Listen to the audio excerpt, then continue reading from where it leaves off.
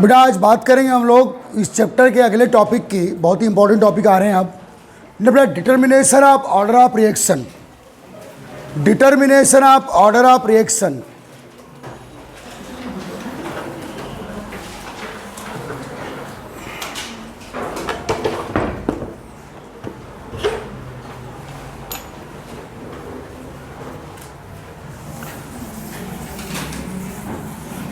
तो बेटा order of reaction को काउंट करने की कई मैथमेटिकल और ग्राफिकल मेथड है, उन पे चर्चा करेंगे हम लोग।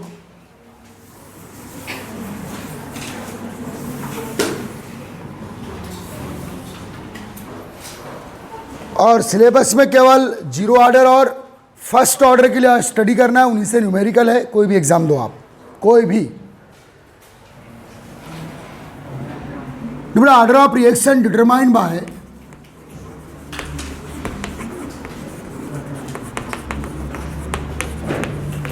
order of reaction determined by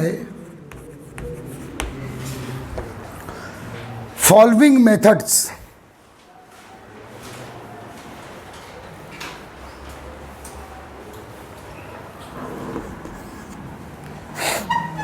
Number one, integrated rate equation method.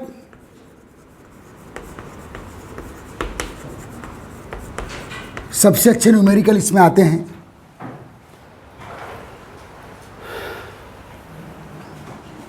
Number second,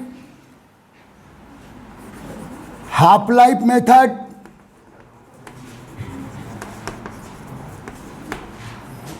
number third, graphical method.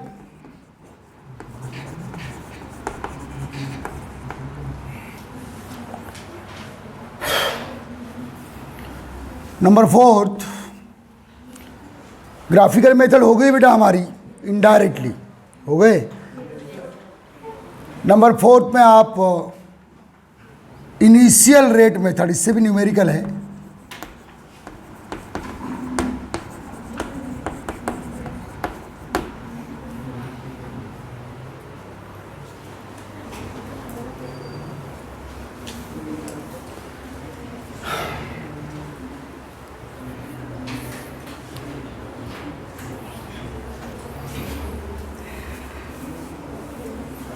नाम लिख लिया आपने सब। इसमें ये बहुत ही इंपॉर्टेंट और इसी से रिलेटेड है बेटा सेकेंड हाफ लाइफ मेथड, और ये ग्राफिकल मेथड तो पता ही आपको।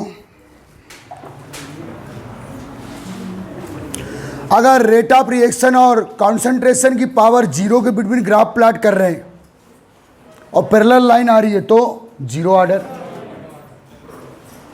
रेट ऑफ रिएक्शन और कॉन्सेंट्रेशन की पावर वन के बिटवीन ग्राफ प्लॉट कर रहे हैं, स्ट्रेट लाइन आ रही है तो फर्स्ट ऑर्डर। वो इस टाइप से आ रहा है समझ में। अब बेटा बात करेंगे, ये बहुत ही इंपॉर्टेंट मेथड है, इंटीग्रेटेड रेट इक्वेशन मेथड। आ रहा है समझ में। देखो जब आप अभी आपने न्यूमेरिकल लाए थे मेरे पास, जब आप बेसिक से समझते ना बेटा तो उसमें कुछ नहीं है। कहाँ कौन सा फार्मूले लगाना है, जब आप सिस्टमेटिक वे में पढ़ते हो तो समझ में आता है। बिल्कुल आप आंसर के करीब ही थे, तो ध्यान देना इधर।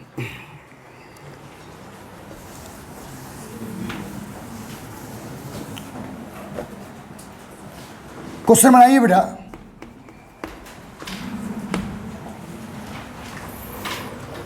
Count the integrated rate equation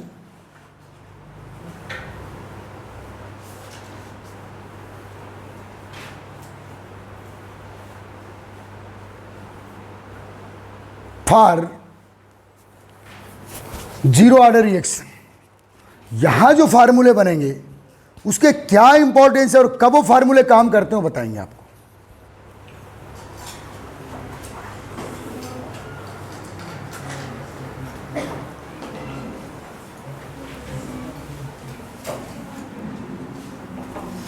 तो किसके लिए काउंट कर रहे हैं बेटा? For zero order.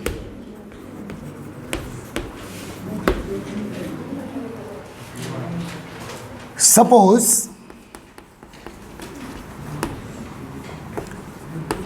MA convert into product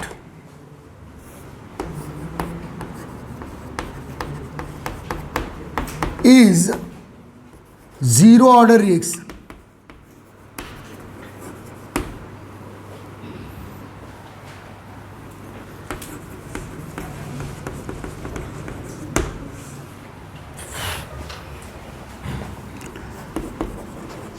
Then from rate law equation,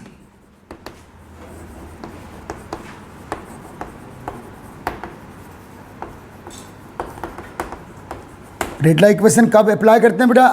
after start the reaction at any time. देखो बेटा अच्छे समझना, हम लोग को थ्योरी समझ में आना चाहिए, तब तो कोई भी न्यूमेरिकल आपसे बनता है. तो माइनस, अब देखिए बेटा यहाँ ए का फ्रैक्शन ही काय में चेंज हो रहा है प्रोडक्ट में. वैसे रेट ऑफ रिएक्शन को dx बाई dt हम लोग लिखते हैं. आप यहाँ ए का फ्रैक्शन ही प्रोडक्ट में चेंज हो रहा है तो आप dA बाई dt भी लिख सकते हैं. Okay, change in the concentration of a reactant in dt time. Change in the concentration of a reactant in dt time proportional to A raise to power 0, क्योंकि रिएक्शन कौन सी बनाया बेटा आपने? 0 order. तो dA by dt is equal to k A raise to power 0. बेटा इस reaction को ये जो बनाया आपने, ये क्या है बेटा? Rate law equation. किसके लिए? For 0 order. हमको इस रेट लॉ इक्वेशन का इंटीग्रेशन करना है. इंटीग्रेशन म्हणजे रिएक्शन जब स्टार्ट होती तो किसी भी टाइम पे उस इक्वेशन को आप काउंट कर लो. इंटीग्रेशन एक टाइप का समेशन है. समझ में आ रहा है बेटा? इंटीग्रेटेड रेट इक्वेशन का मीनिंग ये है बेटा, क्यों है, कहाँ है? अगर रिएक्शन स्टार्ट हो गई है और after 5 minute left concentration count करना है, आफ्टर 5 मिनट रेट काउंट करना है रिएक्शन स्टार्ट होने के. रिएक्शन स्टार्ट होने के किसी भी टाइम पर प्रोडक्ट का बना हुआ कॉन्सेंट्रेशन या रिएक्टेंट का बचा हुआ कॉन्सेंट्रेशन, प्रोडक्ट का बना हुआ कॉन्सेंट्रेशन, रिएक्टेंट का बचा हुआ कॉन्सेंट्रेशन काउंट करना है तो आपको इंटीग्रेटेड रेट इक्वेशन की जरूरत पड़ेगी. अगर देखो इंटीग्रेटेड रेट इक्वेशन, ये केवल रेट लॉ इक्वेशन है, इसका क्या करेंगे? इंटीग्रेशन, ताकि आप उस इक्वेशन को कहीं भी किसी भी टाइम पे ठोक सकते हो रिएक्शन स्टार्ट होने के बाद. इसलिए इंटीग्रेशन कंपलसरी है. और इंटीग्रेटेड रेट इक्वेशन के 2 फायदे हैं बेटा. कोई रिएक्शन 10% कंप्लीट हुई, 20% कंप्लीट हुई, 30% कंप्लीट हुई, तो उसका आप टाइम बता सकते हो. अगर उसने टाइम दिया है तो उस टाइम पर लेफ्ट कॉन्सेंट्रेशन आप रिएक्टेंट एंड प्रोड्यूस कॉन्सेंट्रेशन आप प्रोडक्ट, कुछ भी बता सकते हो. इसलिए है इंटीग्रेटेड इक्वेशन का इंपॉर्टेंस. आ रहा है समझ में? अब ध्यान दो, आर करके इस इक्वेशन को मैं ऐसे लिख देता हूं. सेम प्रॉपर्टीज के फैक्टर माइनस dA अपॉन A is equal to k dt. कोई प्रॉब्लम है? ठीक है, इस माइनस साइन को मैं इधर शिफ्ट कर दूं, कोई प्रॉब्लम है? ओके, ये सब एक ही फॉर्म में लिखने के डिफरेंट तरीके मैथमेटिकली. बस अच्छे समझना मैं क्या बताने जा रहा हूं. इंटीग्रेटेड रेट इक्वेशन, ये तो केवल रेट लॉ इक्वेशन या रेट इक्वेशन है. और ना आफ्टर इंटीग्रेशन, अब बेटा इस इक्वेशन का मैं इंटीग्रेशन करता हूं.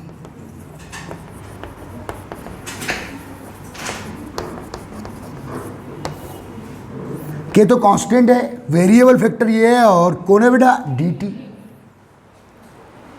dt का इंटीग्रेशन करोगे t आएगा, d अपॉन a का क्या आएगा?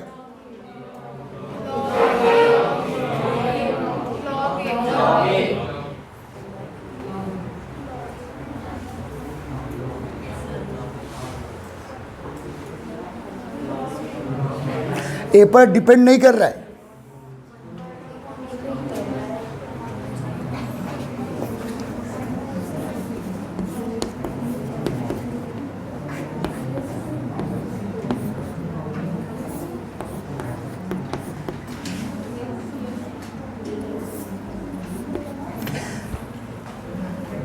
dA बाई ए का ए नॉट लॉग ए, बिकॉज ए पर डिपेंड नहीं कर रहा है यहाँ.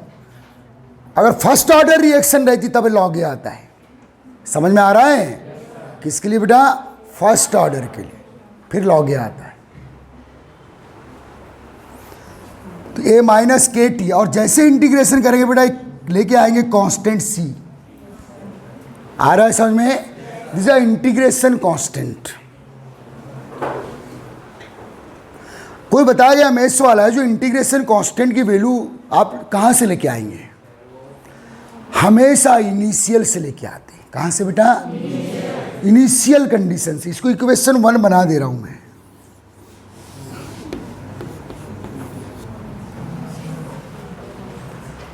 ओके अब लेकिन हमको सी चाहिए। सी क्या है बेटा? सी इज द इंटीग्रेशन कांस्टेंट।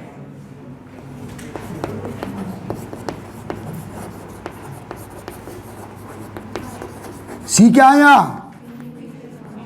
अब हमेशा एक बात याद रखिएगा कि इंटीग्रेशन कांस्टेंट की वैल्यू, कोई भी प्रोसेस हो बेटा, physical, biological, chemical, mathematical, integration constant की वैल्यू इनिशियल कंडीशन से लेके पुट की जाती है।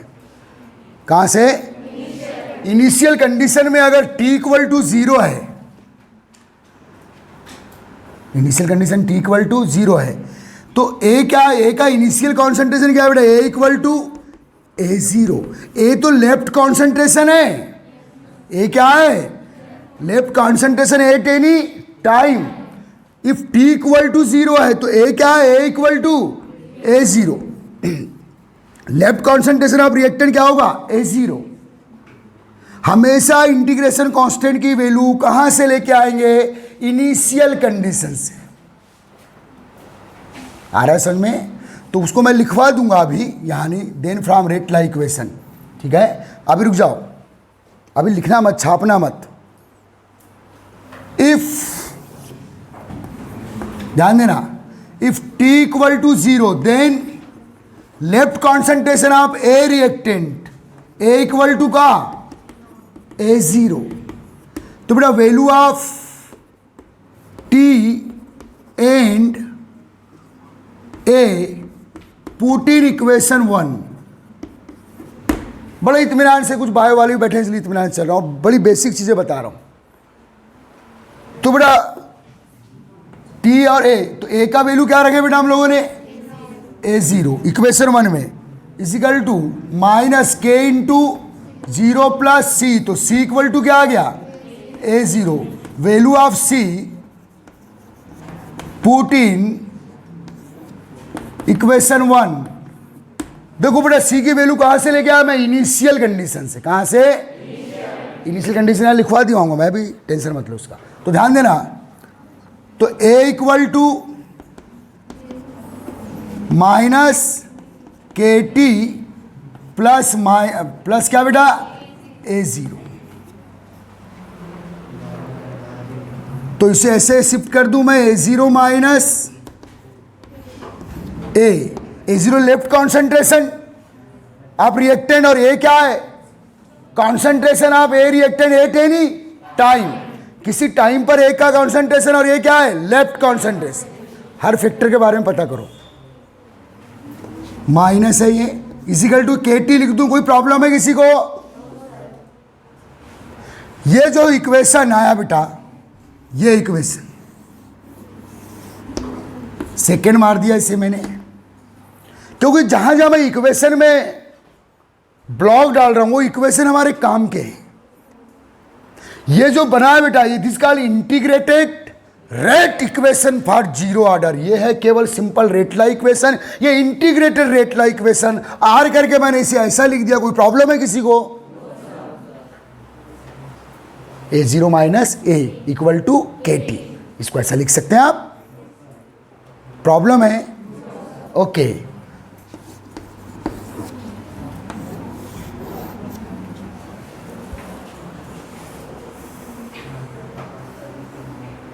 अभी मैं इस इक्वेशन को कई टाइप से चेंज कर सकता हूं बेटा।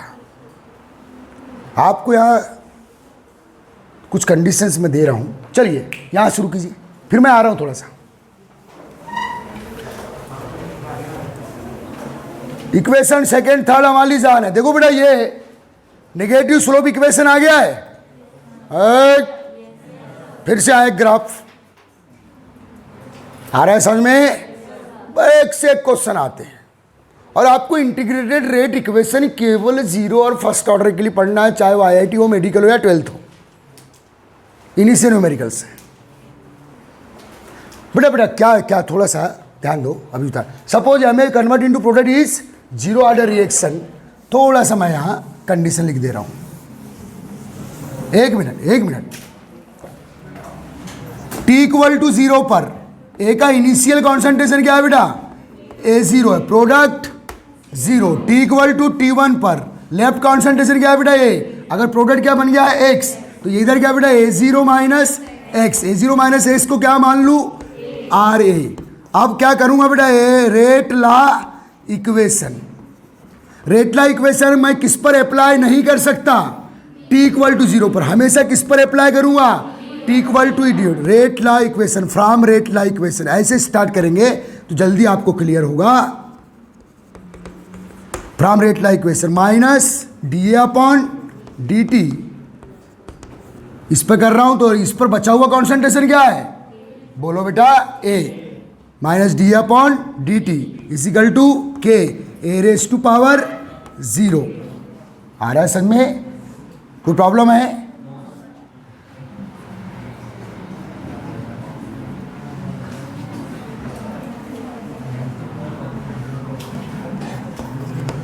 हाँ सॉरी, आप सही थे, लॉग ए था यहाँ, आ गया।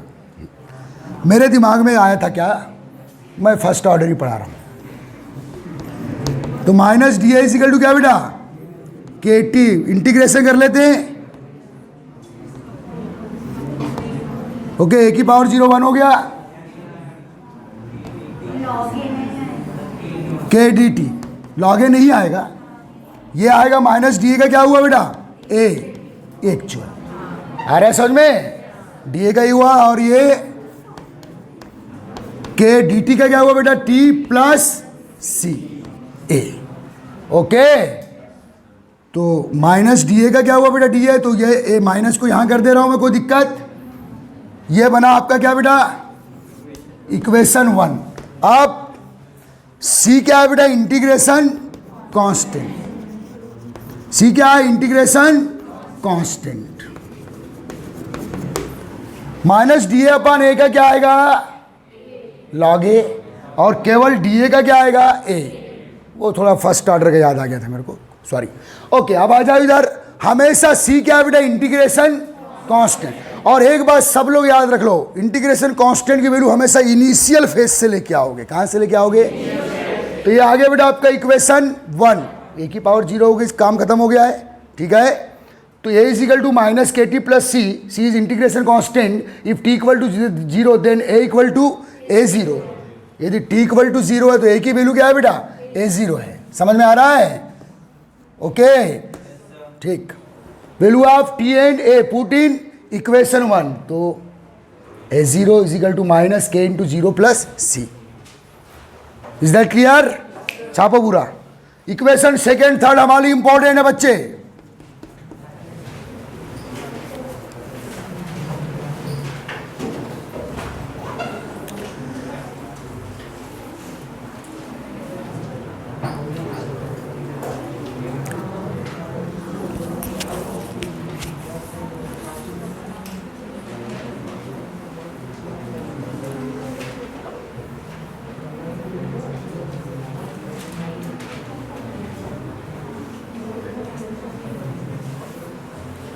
ये बड़ा A0 माइनस ए को किसके इक्वल लिख रहा हूं मैं, after subtraction A, R A जरूर लिखना।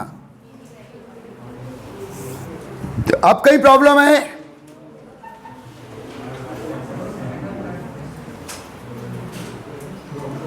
डीए का इंटीग्रेशन ए हो गया, dt का t हो गया, k कांस्टेंट है। आ रहा है बेटा समझ में?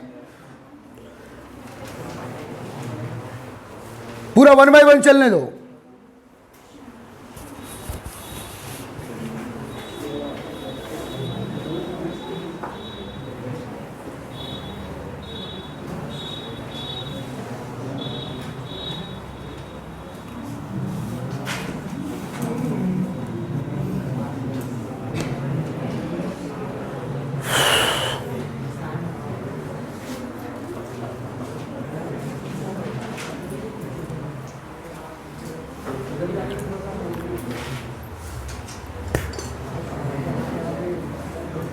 चलो इक्वेशन सेकंड थर्ड तक जल्दी आए आप, जल्दी please.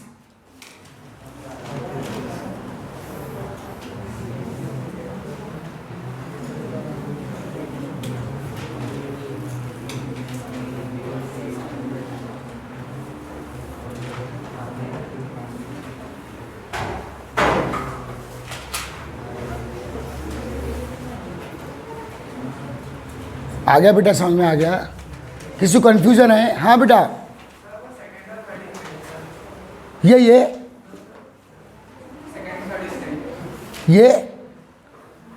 D upon D T, तो ये क्रॉस मल्टीप्लाई कर दिए, ए की पावर 0 हो गई, 1 हो गया, ये के डी टी हुआ। डी टी का क्या किया बेटा? इंटीग्रेशन।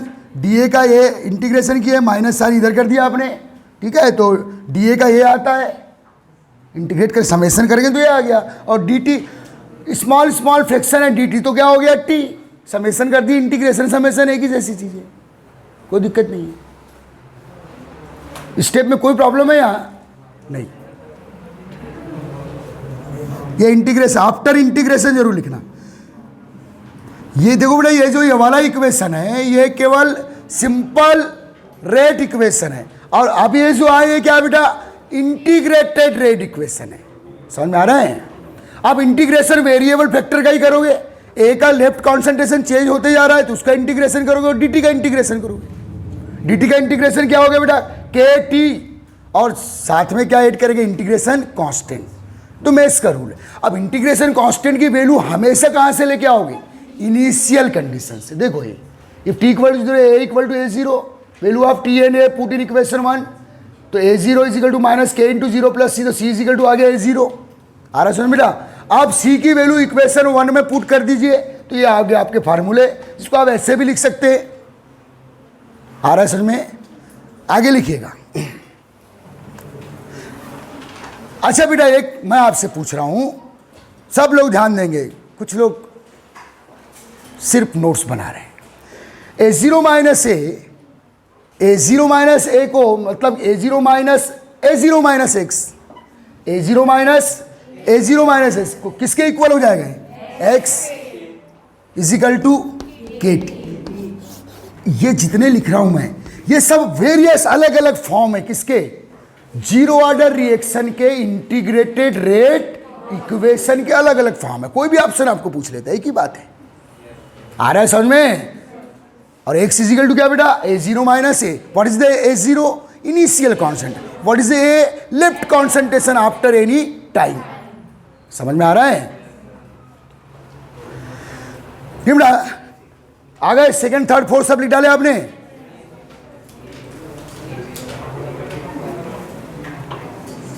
लिख डाले आपने, क्लियर हो गया?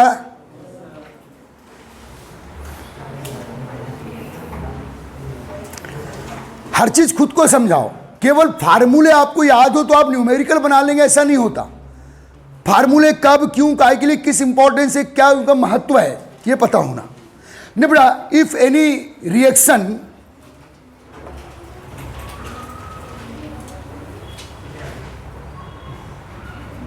must obey second, third or fourth equation,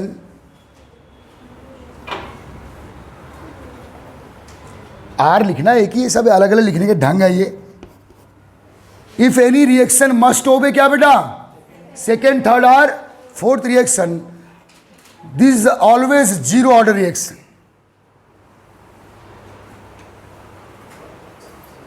this is always zero order reaction.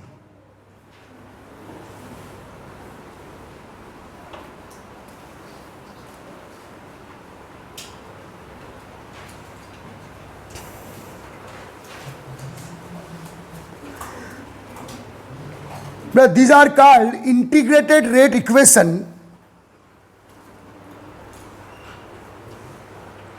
अब इसके महत्व को समझ लो। These are called क्या बेटा? Integrated rate equation of zero order.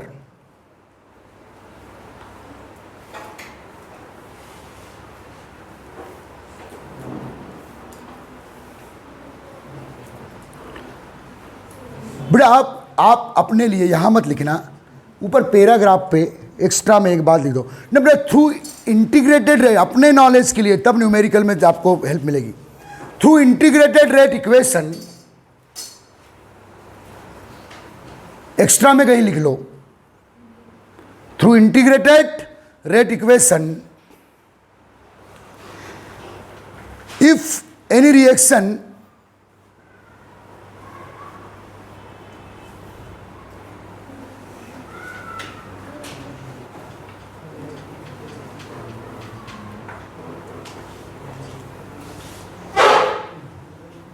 if any reaction, ना बेटा, n% complete, n%, 2%, 3%, 10%, 100%, जो भी हो, if any reaction क्या, n% complete, x y % कितना भी कर सकते, ठीक है बेटा, their completion time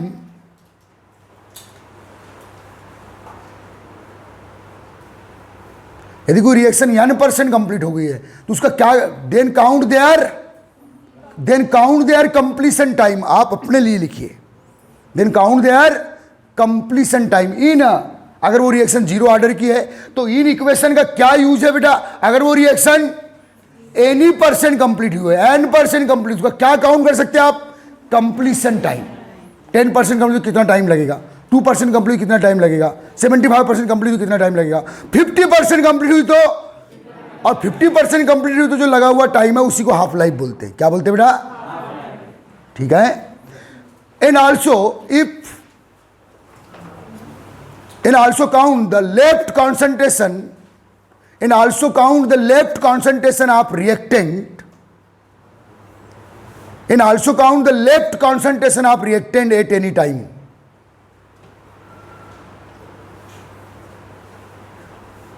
and also count the क्या बेटा, left concentration of reactant, reactant का लेफ्ट कॉन्सेंट्रेशन आप किसी भी समय पे निकाल सकते हो, किसके थ्रू, इंटीग्रेटेड रेट इक्वेशन के थ्रू, चाहे वो 0 ऑर्डर के लिए हो या फर्स्ट के लिए, अभी तो फिलहाल 0 ऑर्डर के लिए आ रहा है समझ में बेटा। एक और क्वेश्चन आता है, count the integrated rate constant, count the for 0 order reaction, तो आप या तो सेकंड से निकाल लो, थर्ड से निकाल लो या फोर्थ से निकाल लो, नहीं ना बेटा, आगे आंसर में आ जाओ, आंसर में आ जाओ, इक्वेशन 4 के आगे आ जाओ, नहीं बेटा, the integrated rate constant for 0 order, the integrated rate constant for 0 order written as following, k is equal to a0 minus a upon t, या k is equal to x by t,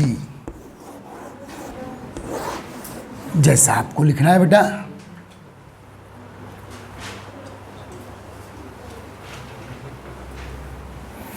ये किसके फार्मूले बेटा बोलो, integrated rate constant, क्योंकि integrated rate equation से जो भी आएंगे सब इंटीग्रेटेड कांस्टेंट आएंगे, ये सब फार्मूले, बस इसी फार्मूले से आप अपने न्यूमेरिकल्स कर सकते हो बेटा। क्वेश्चन बताना तेरा, जल्दी लेके आ।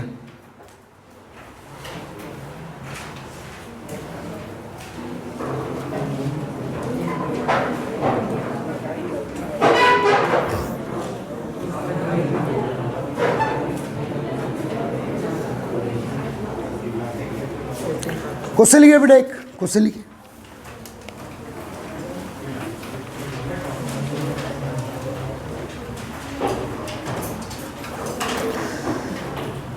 बेटा के फॉर 0 ऑर्डर रिएक्शन, के फॉर 0 ऑर्डर रिएक्शन इज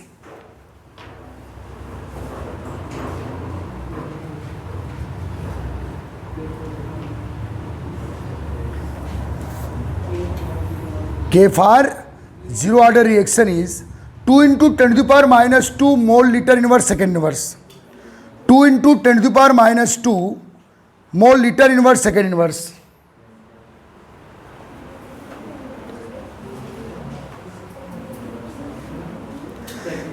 ठीक है बेटा। मोल इनवर्स सेकेंड इनवर्स ये 0 ऑर्डर रेट कांस्टेंट का यूनिट है। If the concentration of the reactant, if the concentration of the reactant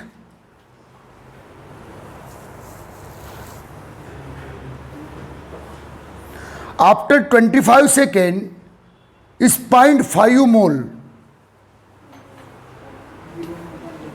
0.5 mole. Then concentration after 50 second, then concentration after 50 second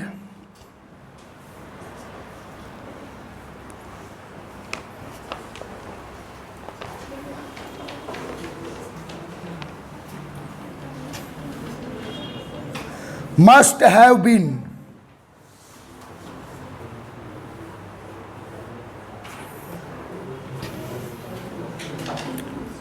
चलिए आपको दो अलग अलग फेज में निकालना पड़ेगा. यह आपके पास फार्मूला है, समझ में आ रहा है बेटा?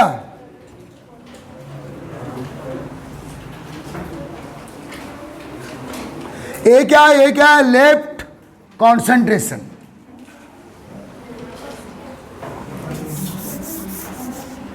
तो ये 2 इंटू 10⁻⁻². A0 बेटा आप A0 ही लिखिए, इसको माइनस A. 25 सेकेंड इस 0.5 मोल 25 सेकेंड में. दूसरा बेटा 2 इंटू 10⁻², वही रेट कांस्टेंट A0.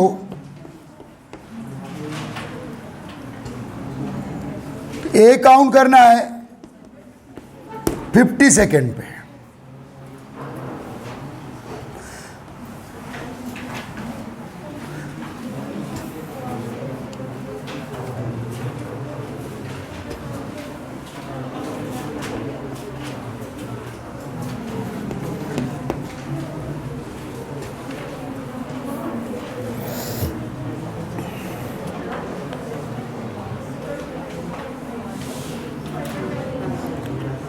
चलो ये फार्मूला देखो, सेकेंड वाला मल्टीप्लाई करो फिर A0. आप देखो बेटा A0 की वैल्यू नहीं दिया आपको तो 1 मान के चल लेना. समझ में आ रहा है? A0 नहीं दिया है इनिशियल को तो क्या मान के चलोगे? 1. या दो अलग अलग कंडीशन में ले लीजिए, क्या आएगा देख लीजिए.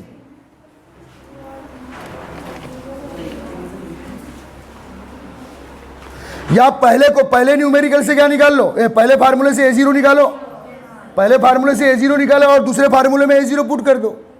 आ रहा है समझ में? कई सारी कंडीशन है आपके पास. पहले फार्मूले से A0 काउंट करो. चलो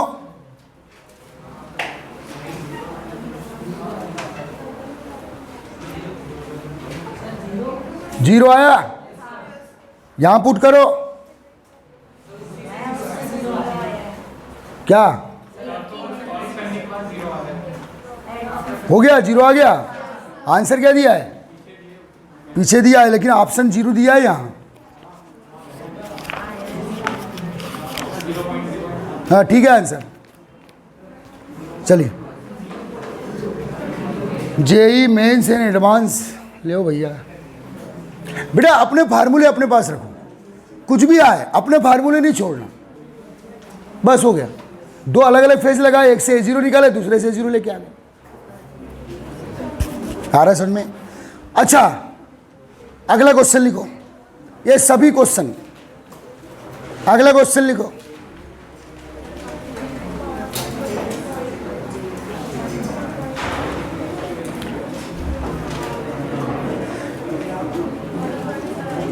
देखिए बेटा इफ, क्वेश्चन लिखो, इंपॉर्टेंट करो क्वेश्चन को. If for zero order reaction, if for zero order reaction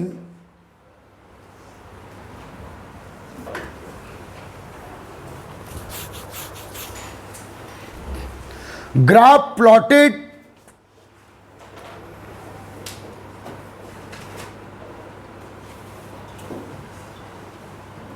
left concentration at any time, graph plotted between, graph, अच्छा क्वेश्चन है बेटा, कई बार आ चुका है. ग्राफ प्लॉटेड बिटवीन क्या?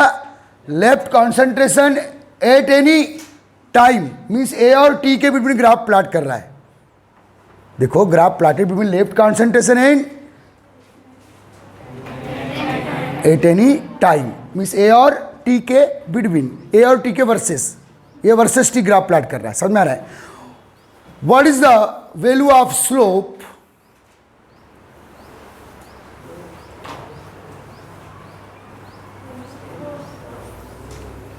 What is the value of slope? तो आंसर लिखिए बेटा ना, फ्रॉम इक्वेशन सेकेंड, ये इक्वेशन, एक मिनट, ये जब क्वेश्चन आएगा तो आपको इक्वेशन सेकेंड तक बनाना पड़ेगा, मैं तो डायरेक्ट लिखवा रहा हूँ। अरे इक्वेशन सेकेंड तक डेरिवेशन करना पड़ेगा ना आपको स्टार्ट से।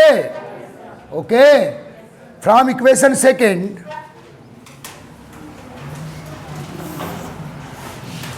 ए equal to minus k t plus a zero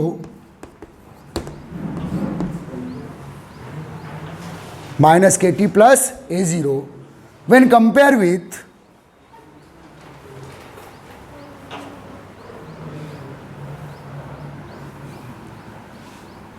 negative slope straight line equation, compare with negative slope straight line equation y is equal to minus mx plus c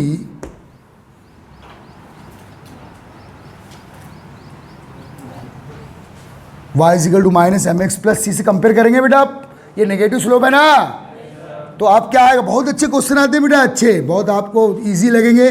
तो आप देखो बेटा y और x के between graph plot करेंगे तो slope की value minus M, या माइनस एम किसके इक्वल है, माइनस के इक्वल है, आ रहा है समझ में। तो ये बेटा a और t के बिटवीन ग्राफ प्लॉट किए, नेगेटिव स्लोप, तो स्लोप इक्वल टू क्या आएगा, माइनस के, और c क्या है बेटा, ये इंटरसेप्ट आ जाएगा, ये इंटरसेप्ट है, इंटरसेप्ट c आएगा, c मीन्स a0, इंटरसेप्ट की वैल्यू, यहां तक क्वेश्चन जेई वगैरह में आते, इंटरसेप्ट ये मिलेगा आपको इधर, स्लोप की वैल्यू कितनी, माइनस के,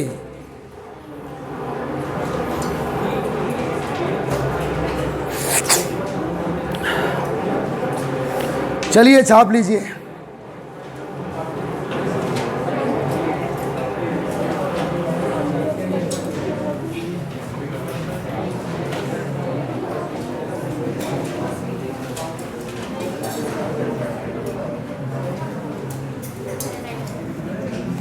इंपॉर्टेंट कर दो बेटा, ये क्वेश्चन है, ये एमसीक्यू में भी आ चुका है कि जीरो ऑर्डर रिएक्शन में आप ए लेफ्ट कॉन्सेंट्रेशन और टाइम के बिटवीन ग्राफ प्लॉट करेंगे तो स्लोप नेगेटिव मिलेगा, नेगेटिव स्लोप की वैल्यू किसके इक्वल, माइनस के इक्वल। ये क्वेश्चन है एमसीक्यू, अपने आप में बहुत इंपॉर्टेंट क्वेश्चन।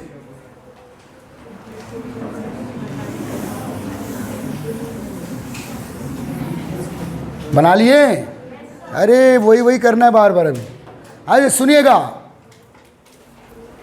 चलो अगला क्वेश्चन इंपॉर्टेंट लिखिए, बोर होना मना है।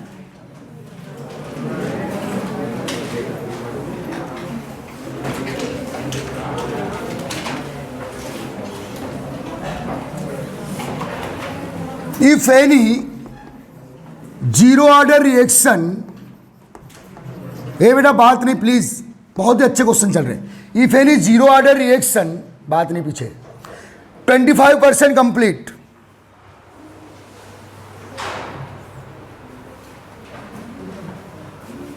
देन रिक्वायर्ड टाइम इज,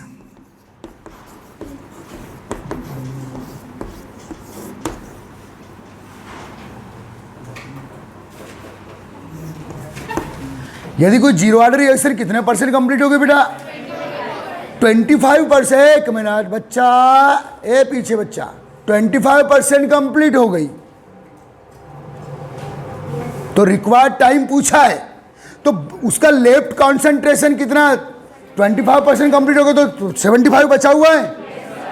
तो ए क्या है बेटा, left concentration at T time, left concentration eight, ये तो कब का है, टी इक्वल टू 0 का है। तो रिएक्शन कितने परसेंट कंप्लीट हुई, 25%, तो ए कितना हो जाएगा, 75। ए बचा हुआ है ना बेटा, लेफ्ट है ना, तो A0 को क्या मानेंगे 100। अरे लिखने के अपने अपने तरीके हो सकते हैं। 25% कंप्लीट, A0 इनिशियल है तो 100 माइनस, बोलो बेटा 75 अपॉन K, 25 बाई K। ये किसका आ गया, इसको बोलेंगे बेटा आप T25। क्या बोलेंगे? अगर आप कोई रिएक्शन 25% कंप्लीट हुई है तो इस टाइम को क्या बोलेंगे T25, 25 बाई K। हो गया आंसर? नहीं आया समझ में? चाप ले।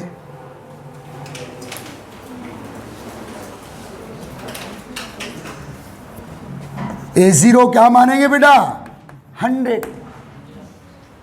आ रहा है समझ में? या A0 को 1 मान लो, A को 3/4 मान लो, आंसर वही आएगा। आ रहा है समझ में? 1/4 का परसेंट 25 आ जाएगा। आ रहा है समझ में?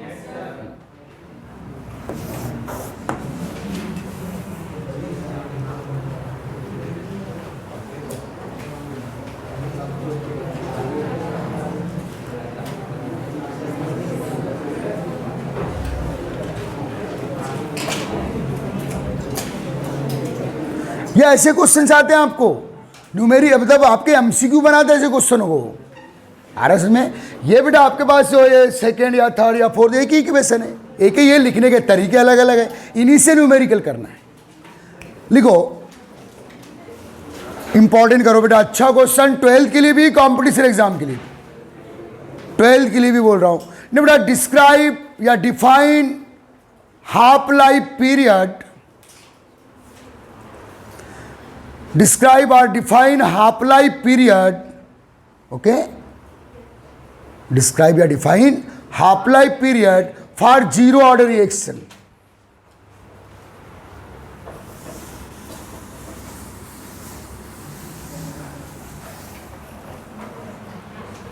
हाफ लाइफ पीरियड को किससे शो करेंगे बेटा T50 से। किससे बेटा?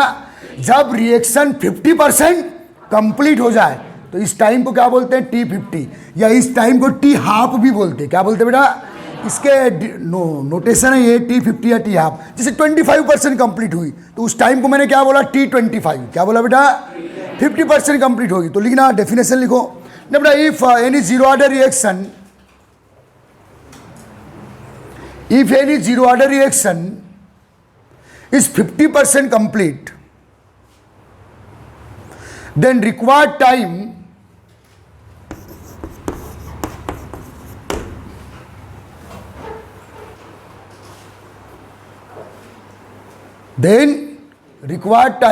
called half life period। लगा समय क्या कहलाएगा बेटा? Half life period.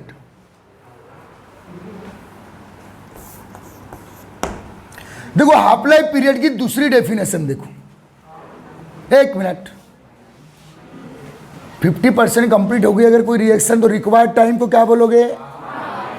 अब देखो बेटा, ए क्या है? रिएक्टेंट है ये, चलो रिएक्टेंट है, काय में चेंज हो रहा है? प्रोडक्ट। इसका इनिशियल कॉन्सेंट्रेशन क्या है बेटा? A0। आ रहा है समझ में? अगर रिएक्शन आधी कंप्लीट हो गई है तो जो लेफ्ट कॉन्सेंट्रेशन है A=, ये क्या होगा? अगर आधी कंप्लीट हो गई है तो लेफ्ट कॉन्सेंट्रेशन A= क्या होगा? A0। अब प्रोडक्ट भी कितना आ जाएगा? जब A भी A0/2 लेफ्ट है और ये कितना प्रोड्यूस हो गया है, तो ऐसा समय, दोस time in which concentration of reactant and product become equal. Reactant half reduce हो गया, प्रोडक्ट हाफ प्रोड्यूस हो गया। आ रहा है समझ में? तो इस टाइम को भी क्या बोलेंगे? Half life. दूसरा डेफिनेशन लिखो, if the left concentration of reactant, if the left concentration of reactant become half from their initial concentration, if the left concentration of reactant become half from their initial concentration, ठीक है बेटा, required time is known as half life of the reaction। बहुत ही अच्छा question है बेटा, 12th में कई बार आता है, कंपटीशन में कई बार आता है। रिक्वायर्ड टाइम बोलो बिकम कॉल्ड क्या, हाफ लाइफ पीरियड। अब बेटा हाफ लाइफ पीरियड का इक्वेशन निकाल सकते हैं। देखो मैंने क्या बोला, पहले लिखवा दिया कि कोई रिएक्शन 10%, 2%, 20%, 50%, 75% कितना भी कंप्लीट हो उसका टाइम इन्हीं इक्वेशन से निकालेंगे। सब एक ही इक्वेशन है। तो बेटा T इजिकल टू क्या, A0 minus A upon K। If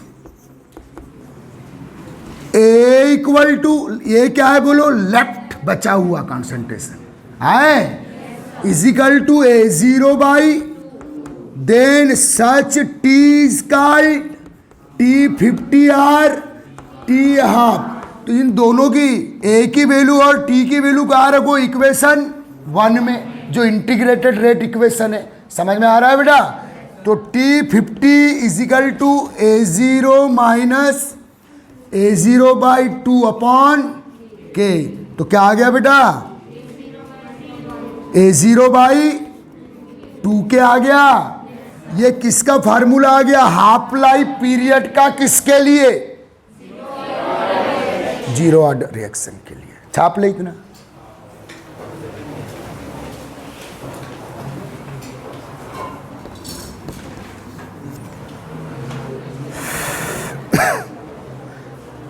आप T25 निकाल लो, T10 निकाल लो, T50 निकाल लो। आ रहा है समझ में। T10 मान अगर कोई रिएक्शन 10% कंप्लीट हुई है,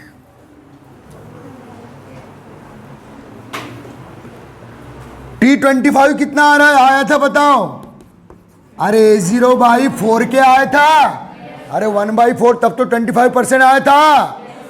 ठीक है, कई ढंग से आपको दिमाग में सब बातें होना। क्लियर है, सबको क्लियर हो रहा है। इंटीग्रेटेड रेट इक्वेशन से कोई रिएक्शन कितने भी % कंप्लीट हो उसका क्या निकाल सकते हो, टाइम। और उस टाइम पे क्या काउंट कर सकते हो, लेफ्ट कॉन्सेंट्रेशन। या उस टाइम पे क्या काउंट कर सकते हो, concentration of product and left concentration of reactant. अरे कुछ भी आप किसी भी टाइम पे कुछ भी काउंट कर सकते हो। आ गया समझ में। अच्छा बेटा, आप चाहे T25 का फार्मूला देख लो, T25 का फार्मूला देखो, या T50 का फार्मूला देखो, या T10 का फार्मूला देखो, या T90 का फार्मूला देखो। किसके लिए, जीरो ऑर्डर। हमेशा A0 के प्रोपोर्शनल ही दिख रहा है। देखो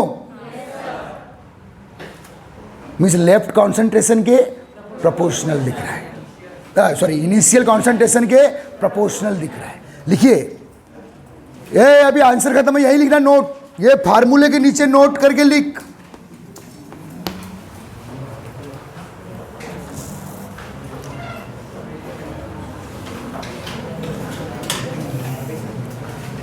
बेटा the half life period of zero order reaction, note में लिख, बहुत ही काम की चीज। The half life period of zero order reaction proportional to the initial concentration of reactant. The half-life period of zero order reaction proportional to the initial concentration of reactant.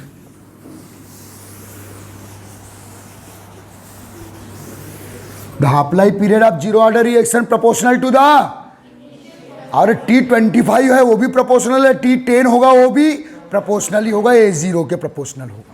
लेकिन ऐसा first order के लिए नहीं होता, ऐसा second order के लिए भी नहीं होता। अगर कोई अननोन रिएक्शन आपको दे दी गई है बेटा और उसका हाफ लाइफ इनिशियल कॉन्सेंट्रेशन के प्रोपोर्शनल है, दिमाग में घंटी बजना चाहिए वो जीरो ऑर्डर है। ऐसा क्योंकि फर्स्ट सेकेंड या थर्ड ऑर्डर के लिए नहीं होता। आ रहा है समझ में? ओके, यहां से फिर एक ग्राफ वाला क्वेश्चन आता है बेटा। अगर आए, एक मिनट, तो सीधे सीधे यहां से बेटा 1/2 के क्या है कांस्टेंट, 1/2 के क्या है कांस्टेंट, तो T हाफ या T50 प्रोपोर्शनल टू A0 हो गया।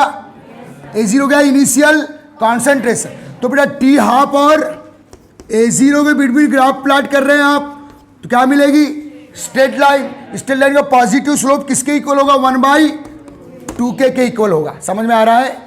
काउंट ना नेक्स्ट नोट करके बेटा, नोट नंबर सेकंड मार दो। बहुत ही प्यारे क्वेश्चन है ये, सब क्वेश्चन आते हैं आपको एक एक नंबर में। नहीं बेटा, when zero order reaction, when for zero order reaction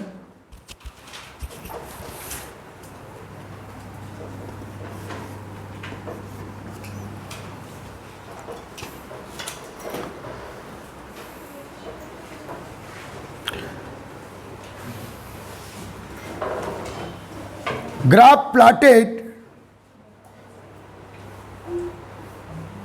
between half life and A0 initial concentration, graph plotted between half life and A0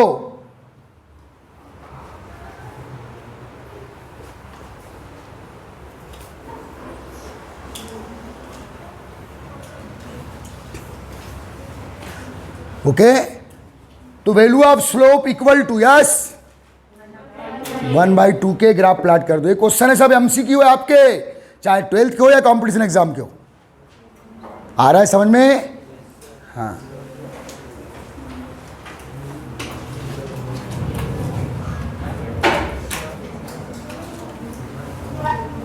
बेहतरीन क्वेश्चन है बेटा, और सभी क्वेश्चन याद रखना, इस चैप्टर के सभी क्वेश्चन बन जाते कंपटीशन एग्जाम में। समझ में आ रहा है? इंटीग्रेटेड रेट इक्वेशन से रिलेटेड है और अच्छे क्वेश्चन है।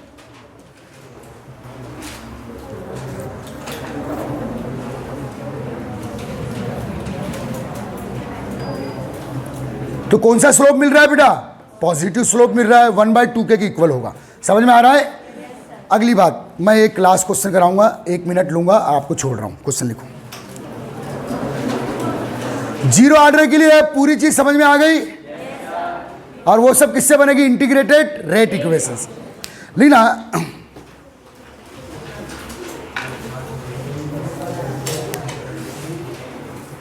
For any zero order reaction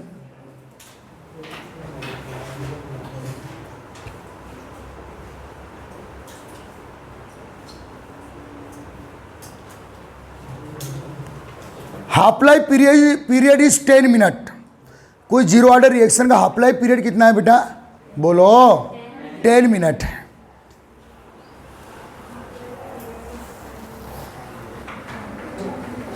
okay.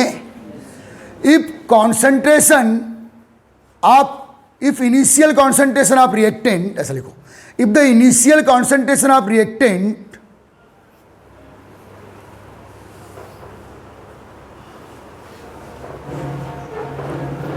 is a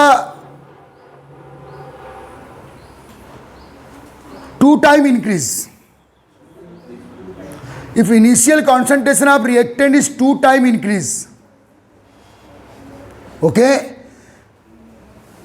क्या कर दिया बेटा? तो then half life period is, बड़ा सिंपल सा क्वेश्चन है,